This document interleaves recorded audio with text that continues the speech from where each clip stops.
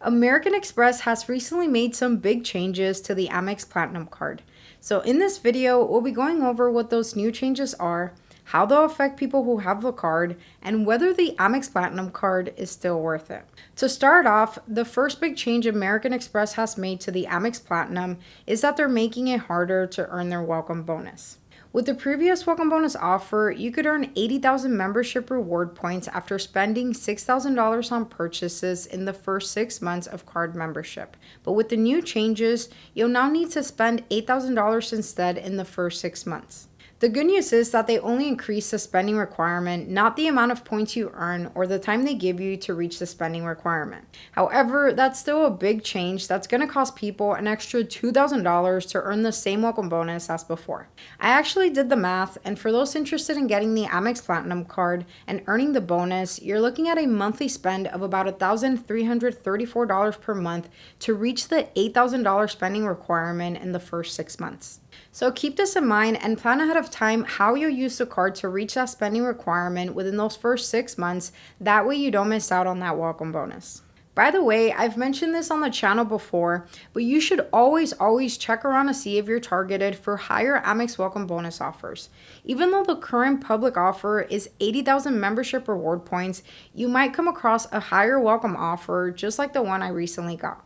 To find these higher offers, you can 1. Check the Amex website directly on a public and private tab on both your computer and phone. 2. Check the website Resi. They usually have some good offers there. 3. Check referral offers via other people's referral links. So if you know somebody with an Amex credit card, just ask them for the referral link. If not, feel free to use mine down in the description. 4. Check for pre-qualified offers on the Amex website with no harm to your credit. 5. Use the card match tool from thepointsguide.com, which only does a soft pull to see if you're eligible for higher offers. And finally, Amex sometimes sends higher offers through email or mail, so keep a lookout for those. The next change that American Express made that a lot of people aren't very happy with is that they increased the fee to add authorized users to the Amex Platinum card. Previously, the fee was a total of $175 for up to 3 authorized users, and now the fee is $195 per authorized user. By the way, this change is effective immediately for new card members, and for existing card members, Amex will send a notice with a personalized date for when the updated fee will go into effect. Anyway, for those who don't have or plan on adding authorized users to their Platinum card, this change won't really affect you. However, if you have or plan on adding authorized users onto your Platinum card, get ready to pay a lot more. I did the math for adding 1 to 3 authorized users to see how much the card would cost per year, and these are the numbers I got. If you add 1 authorized user, you'll pay $195 on top of the $695 primary Platinum card annual fee, making it $890 per year. For 2 authorized users, it would be $390 plus the annual fee, totaling $1,085. And if you add 3 authorized users, the cost would be $585 plus the annual fee, reaching a total of $1,280 of yearly fees for this card. This is crazy because previously a great way to get the most out of this card was to add 3 authorized users, because you'd only really pay about $60 a year for them, and they would get access to all the same airport lounge access as the primary card holder, which includes cool spots like the Amex Centurion Lounge and many other lounges where you can get free food, drinks, and many other benefits. Now, Amex hasn't shared why they've made these fee increases, but a lot of people think it could be because of airport lounge overcrowding. Although these lounges are useful, they usually get overcrowded because of the amount of people who have access to them through the Amex Platinum card. So raising the annual fee for authorized users may be a way to lower the number of Platinum cards in circulation, which could, in theory, reduce the overcrowding. Overall, I think people may take this as a positive change because of the potential overcrowding reductions, and others may see it in a negative way because they're going to be paying way more to get the same benefits they got before. But let me know what you guys think below. It's also worth mentioning that the Platinum card's top competitors offer a much cheaper authorized user fee. For example, the Capital One Venture X lets you add up to 4 additional authorized users completely for free. And the Chase Sapphire Reserve only charges $75 per authorized user. Regardless, take this new change into account if you plan on getting the Amex Platinum card and adding authorized users, because your total annual fees will dramatically increase for every authorized user you add to your account. The next change American Express made to the Amex Platinum is that they're removing Audible from the list of eligible services on their $240 digital entertainment credit starting October 2nd and replacing it with the Wall Street Journal instead. So if you've been using this card to cover your Audible subscription, you won't be getting that $20 per month credit anymore. Instead, eligible purchases for the credit include Disney Plus, ESPN Plus, Hulu, the New York Times, Peacock, SiriusXM, and the Wall Street Journal. So keep this new change in mind if you're thinking of getting this card.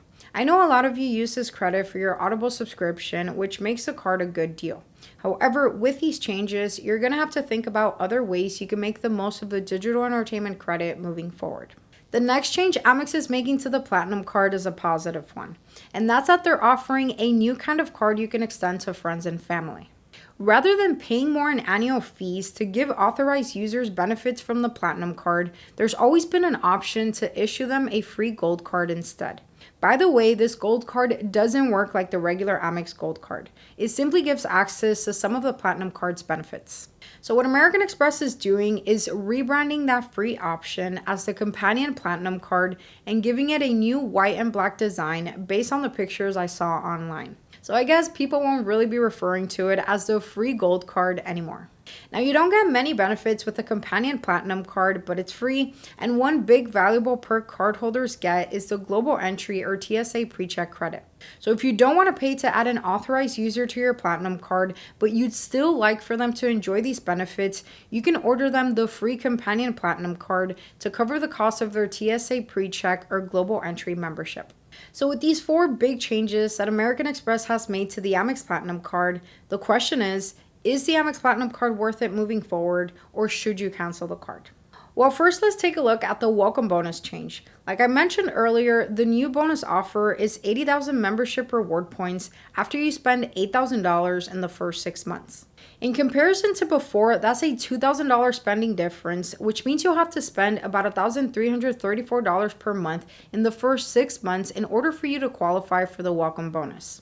Now, this change doesn't really affect Platinum card holders, but it does impact people who are planning to apply for the card.